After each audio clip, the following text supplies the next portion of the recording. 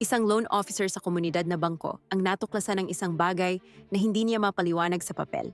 Walang nakasulat, walang direktang utos. Pero alam niya kung ano ang nangyayari. Ang mga aplikanteng minoridad na kwalipikado para sa mas mababang interes ay palaging napupunta sa mas mahal na produkto. Hindi dahil sa patakaran, dahil sa isang tingin, isang ngiti sa hallway, isang katahimikang puno ng kahulugan. At siya ay bahagi nito. Hindi niya sinadya, pero lumahok siya.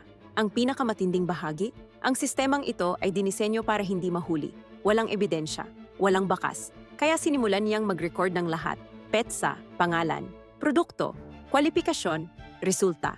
Bawat detalye na maaari niyang idokumento. 3 buwan ng pagsusulat, 3 buwan ng takot.